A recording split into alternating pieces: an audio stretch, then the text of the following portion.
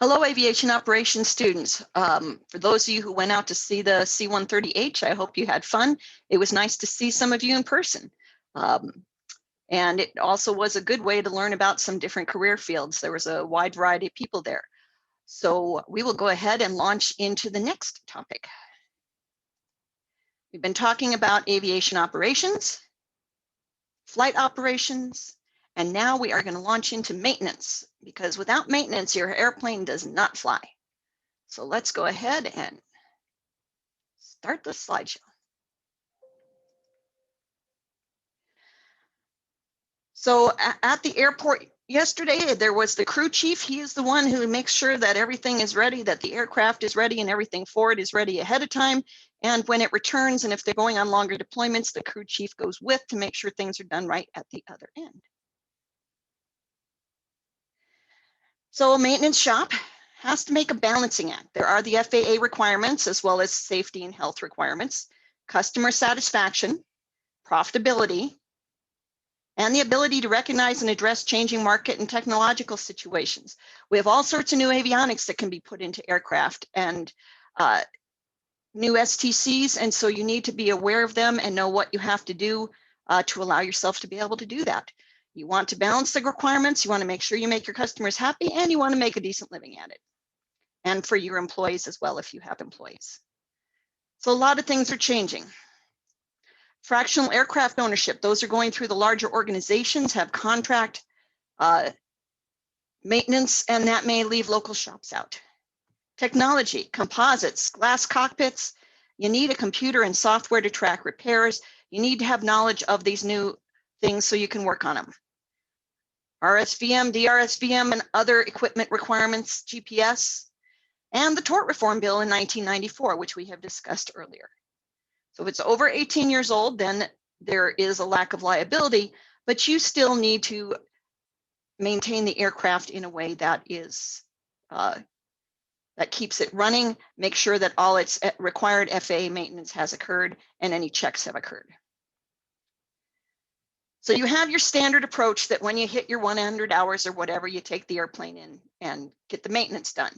But there are other approaches, and especially for things like airlines or charter, scheduling the aircraft in when you know that you're going to have less traffic and making it available for when you're going to have more traffic is something that is very good. So simple or minor preservation operations and the replacement of small standard parts, not involving complex assembly operations, can be performed by the holder of a pilot certificate, as long as it is not in air carrier service or air taxi. Again, anything that is going to carry customers. All other maintenance, repairs, rebuilding, or alternatives must be performed by persons authorized to do so by the FAA. And as we've discussed, that is primarily A&P, but in larger shops, someone can be trained just in a particular part of the aircraft, or may simply be an electronics person. So again, except as noted under preventive maintenance, all repairs and alterations are classed as either major or minor. Major repairs must be approved and returned to service by an appropriately rated certified repair facility, an A&P mechanic holding an inspection authorization, or a representative of the FAA. Minor repairs and alterations may be returned to service by an appropriately rated certified A&P mechanic or repair facility. Progressive maintenance programs. So this is where the FAA works with the manufacturer to schedule times that work to keep the aircraft in the air. So you may get your 100-hour check 5 hours early, and you may be allowed to go over 5 hours the next time instead of having to then keep cutting it short by 5 hours.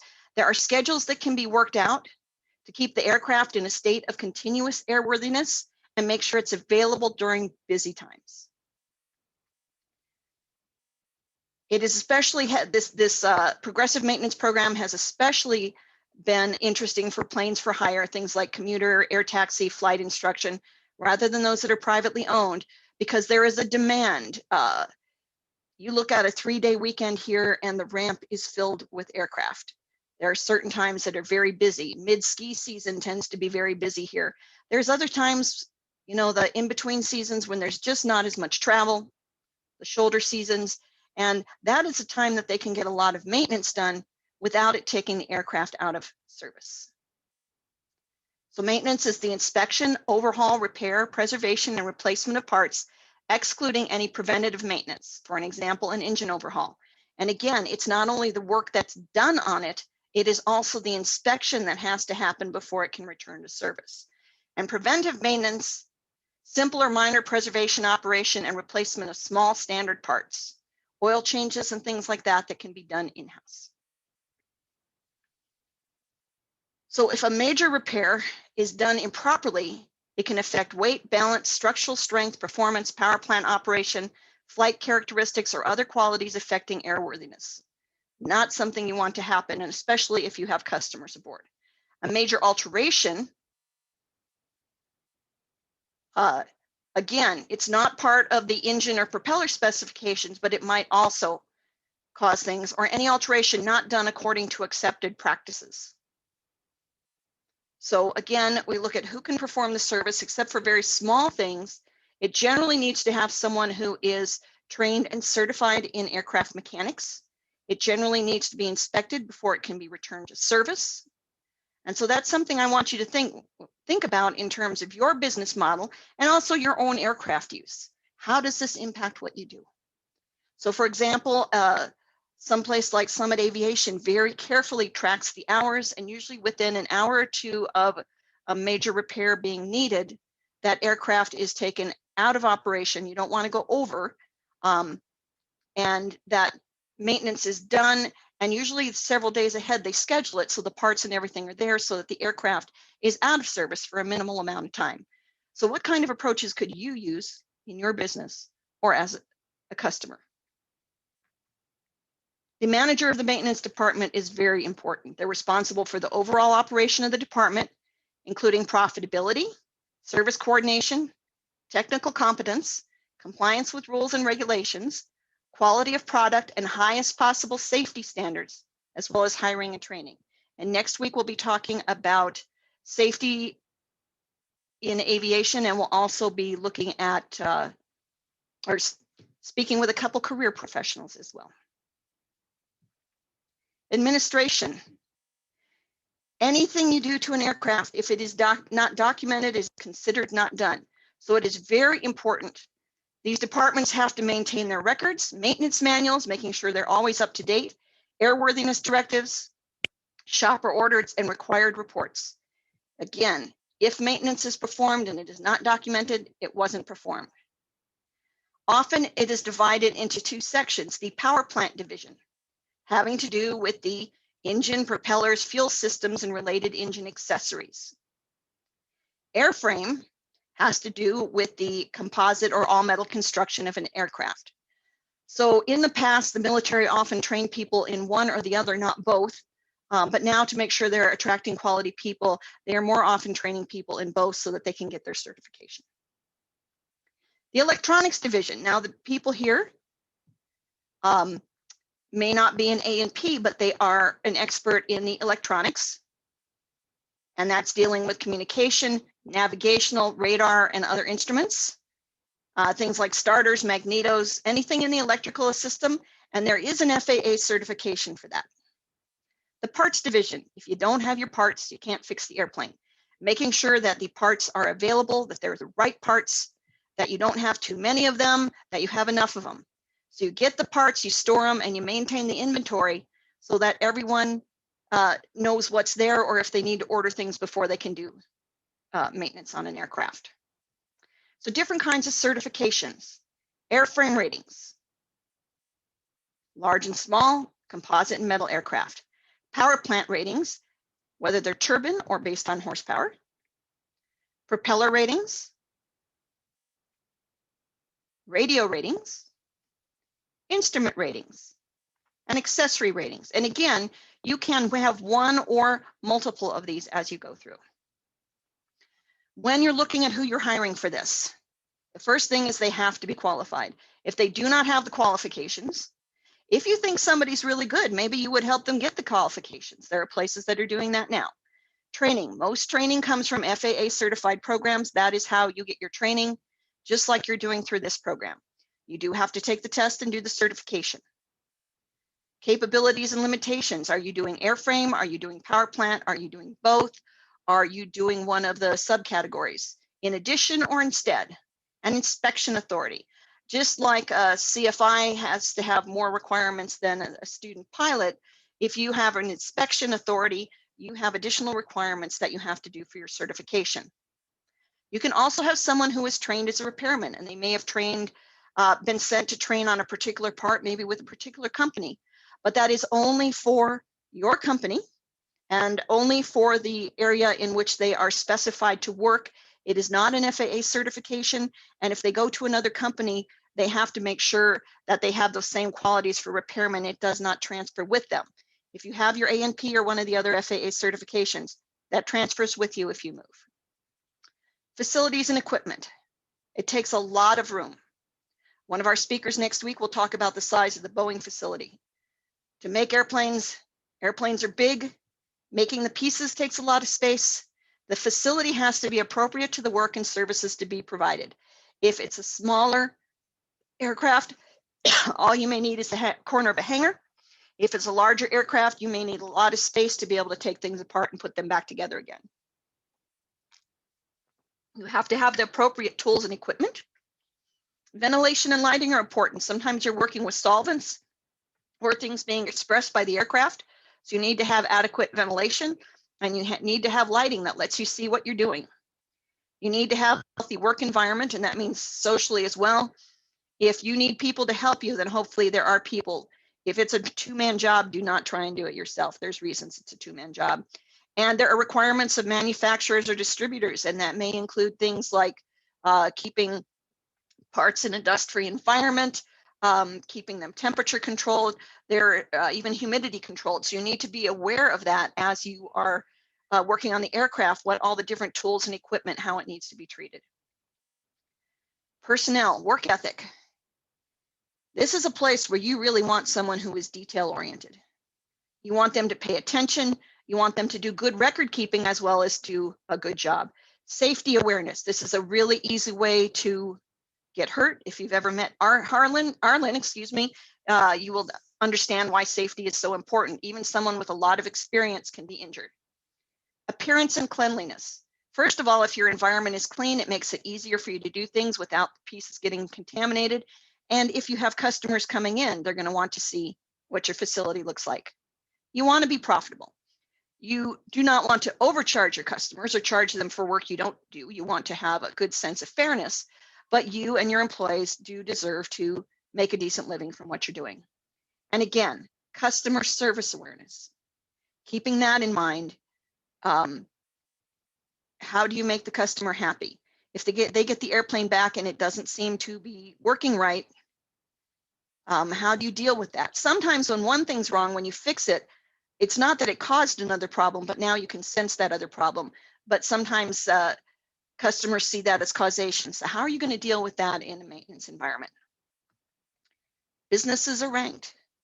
What can you do as a business, especially in these areas? These are your kind of public-facing awareness that could make sure that you get ranked well. So I ask you to consider that as you move forward. Parts and supplies. Again, you need a proper balance of capital and inventory. You don't want to have an over inventory of parts. You've laid out money for parts. They might have expiration dates on them. They might need really strict, temperature and humidity conditions that they're stored in. And if something happens with that, the more you have on hand, the more then you're going to have to throw away.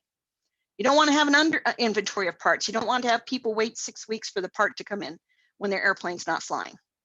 So that's why part management, inventory control are important, and also a turnover cycle, knowing in your business about how fast particular things turn over and making sure that what you get in gets put at the back of the line so that the newest items don't go right back out again, and then you risk something aging out. It really helps control your finances by making sure you're buying and selling in a way that is most efficient. You need to know the right quantities to buy based on how many you go through. And if you hit a certain point, is there a bulk discount? Is there another business you can partner with to hit that bulk rate?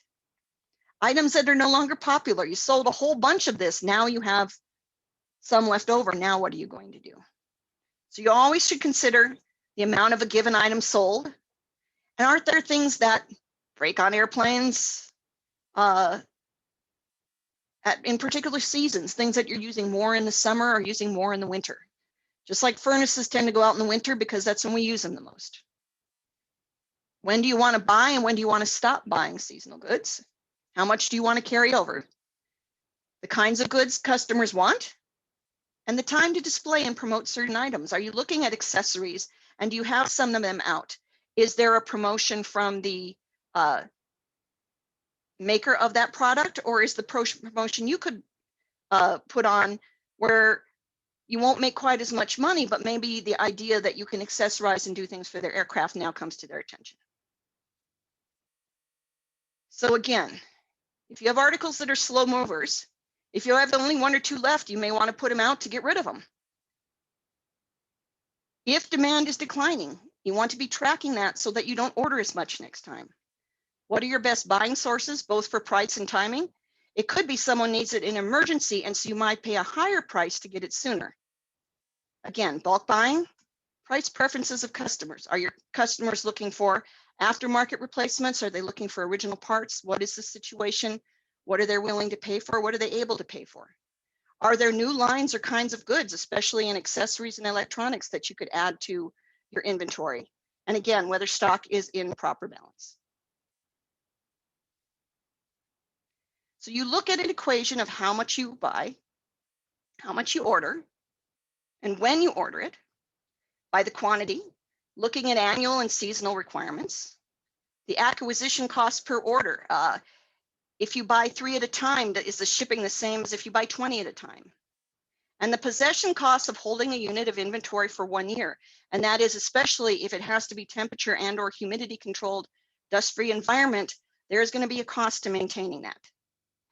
So you look at balancing this, and it also depends. If you're in a big city near a major factory, you may be able to get things faster than someone who's out in the boonies like we are.